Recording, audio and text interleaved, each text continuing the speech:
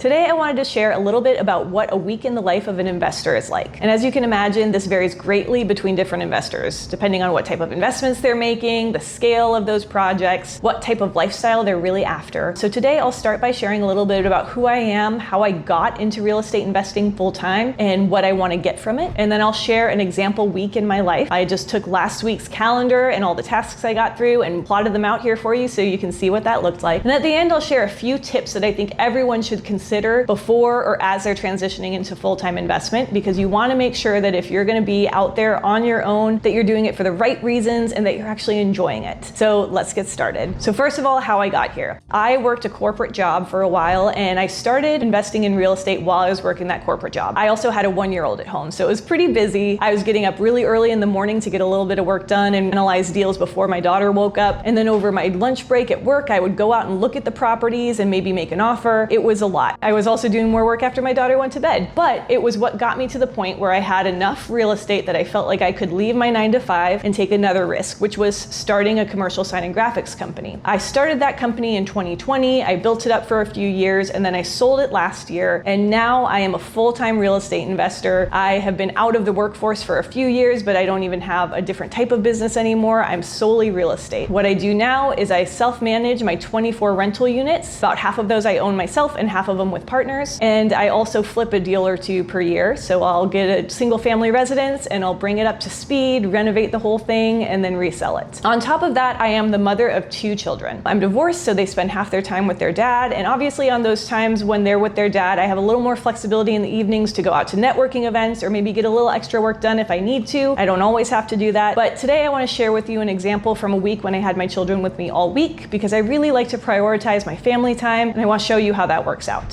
So let's look at what last week looked like for me. I try to start every day the same way, waking up around 6 a.m. and getting a workout in before my kids wake up. And then I shower and get ready. I start waking them up and getting them ready. And then we have breakfast together and I get them into school, or if it's summer, they go to some fun summer camps so I still can get a little work done during the week. So from about 6 a.m. to 9 a.m. I'm doing that morning routine. I'm not really doing any work besides maybe answering a text message here or there if something comes up from my virtual assistant. At 9 a.m. is when the work gets started. On Mondays, I have a standing weekly check-in with my business partner, Mindy. So we are partnered not only on this YouTube channel and education that we're trying to put out there for people, but also on real estate investments, long-term buy and holds. So we check in every single week at 9 a.m. on Mondays. Now this Monday, after that check-in, I decided the weather was so nice I wanted to go out and get a ride in. Horseback riding is a passion of mine, and investing and having the financial independence and also the time freedom that investing gave me allowed me to actually get my own horse. So I try to ride 2 to 3 times per week. So on Monday, I took a few hours after that morning phone call and I went riding. When I got home from that, after I changed and got myself through lunch and everything, I got back to work for a couple hours. At 1 p.m., I spent about an hour working on cash flow statements. Now, the financial analysis and the financial management of rental properties is something that I really actually enjoy doing. I like to know what's happening with my rentals, and I also think I'm good at it. I understand numbers, I'm very organized with that, so I like to keep that part in-house, at least for now. Usually in the first week of every month, I spend 2 to 3 hours in QuickBooks just getting all of my bookkeeping done. This Monday was the first week after that, and so I spent some time pulling all the reports from QuickBooks, analyzing how we did across all the different properties, and sending my partner a cash flow statement for the properties we're partnered on. And then at 2 p.m., I had some good news about tenants who wanted to renew their leases, so I spent a little time getting all those lease renewal documents done in Tenant Cloud, which is my property management portal. My virtual assistant does a lot of the work for sending the lease renewal notifications and communicating back and forth with the tenants, but when it comes to actually doing the lease documents, I like to be the one to get into the system and draft up those lease documents and make sure that all the I's are dotted and T's are crossed. By the time I was done with that, I had worked just a few hours on Monday, and then it was time to go pick up my kids. From about 4 to 9 p.m., I make sure we're spending time together hanging out. We play in the backyard, I make dinner, we do a bedtime routine. And then from 9 to 10 p.m. every night, I have my wind down time. I'm not always good about pulling out the book or the journal and doing the reading and journaling, but I really strive to do it every night. Some nights I end up watching a little TV or talking with someone on the phone instead, but most nights I try to read and journal right before bed.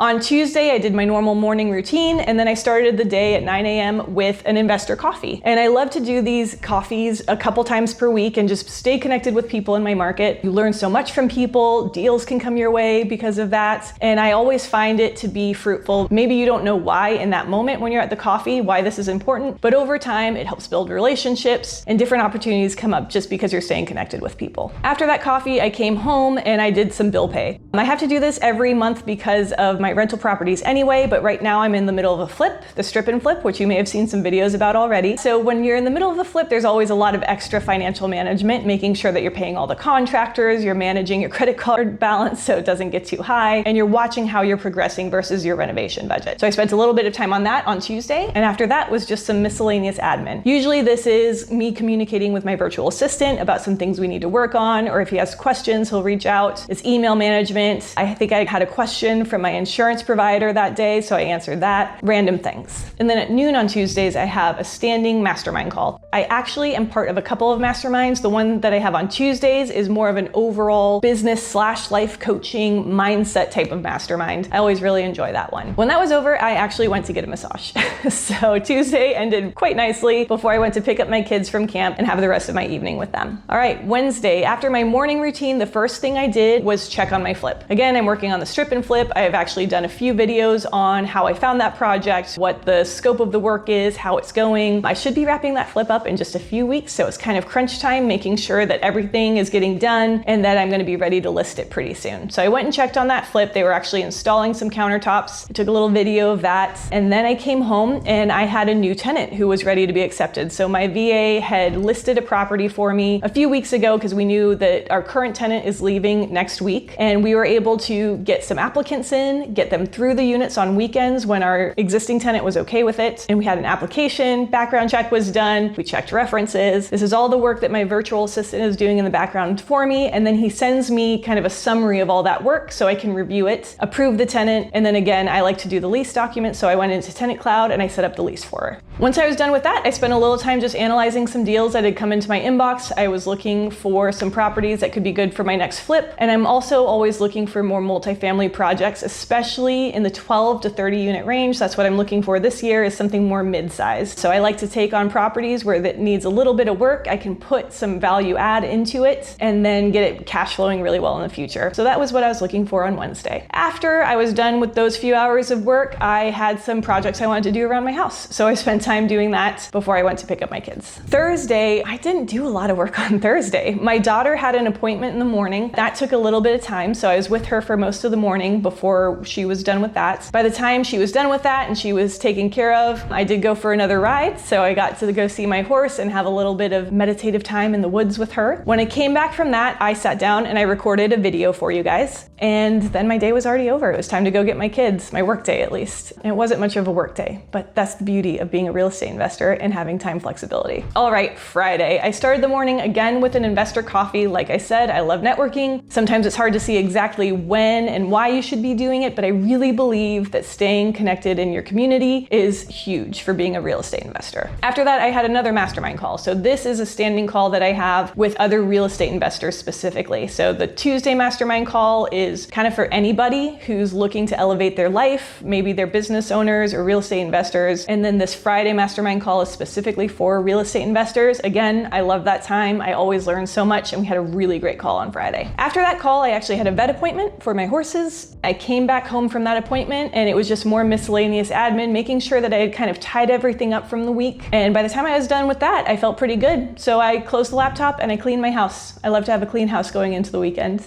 So that was a week in my life. As you can see, I really tend to work about 3 to maybe 4 hours per day. I have a lot of flexibility and I go enjoy that. I use it to support my children and I use it to explore hobbies and spend time with friends. And this is why I became an investor. So I am very much here for the time freedom aspect of investing. Yes, I want to make money. Yes, I want to build my net worth, but I will definitely put enjoying life ahead of that because who knows how long we're here for. So 4 tips for you to consider as you're looking to get get out of a traditional job and into investing full time. Tip number 1, plan your week in advance. I didn't show Saturday or Sunday on this schedule that I just shared with you, but I do spend just a few minutes every Sunday evening, and this is usually on my couch with my cell phone. It's nothing fancy, but I spend a few minutes every Sunday evening planning out my week. I look at my calendar to see what appointments I have scheduled, what things are coming up, and then I also try to put in my Gmail tasks. This is how I plan my work. I set up tasks for every single day, and I decide, okay, what are the things I need to do this week? Which days can I do them on? And this is a loose schedule. It's going to change throughout the week, but just knowing what I need to have done that week and having a loose idea of which days I'll do each task really helps me to get more done each week. Tip number 2 is focus your work on value add tasks that you enjoy. So yes, value add the things that really make you money, but also which of those do you enjoy the most? If you don't enjoy working direct to seller to find your deals, then don't do cold calling. I made that mistake for a while. I'm not good at that. I would rather buy from wholesalers, but I know I'm really good at deal analysis. I know I'm good at financial management of my projects and of my long-term rentals. And I know I'm good at team management of my virtual assistant and the other people who are helping me make these things happen day in and day out so that I don't have to spend 8 hours every day managing my projects or my rentals. So I focus my work on those 3 things specifically: deal analysis, financial management, and team management. And of course, there's other little things that come up here and there, but if I focus most of my work on that stuff, I know that I'm going to keep progressing. Tip number 3, include time for learning and personal development. As I mentioned in there, I do multiple networking meetings every week, whether it's a big meetup in the evenings or a coffee like I had a couple of last week. I also have a couple masterminds I'm part of, and I really believe that this time spent, while it's not directly working on my rentals, it's not putting offers in on deals or anything like that, but I really believe that this time spent catapults my business. It really helps me to learn, to grow, to find new ways of doing things, and I think that's helped me in what success I've had so far. And tip number 4, as you can probably tell from my schedule, I believe you must enjoy your freedom. If you leave a 9-to-5 job just to work 80 hours per week on your own stuff, you might still enjoy it more than the 9-to-5 because at least you're doing your own thing, but I do think you really need to plan time in for yourself. Now, obviously, this schedule that I just shared with you is when I have my kids. So when I don't have my kids, as I said earlier in the video, I do work some more hours. I have more flexibility to do so, but I love that I can shift my schedule week in and week out to fit the needs of my family and to fit my own personal hobbies and travel and the things I want to be doing with my life. So I work hard, but I work smart also, and I really enjoy my freedom. And I encourage you to make sure that if you're doing this already, or if you're about to get out there and do this on your own, enjoy it. All right, keep learning, keep growing, and have fun.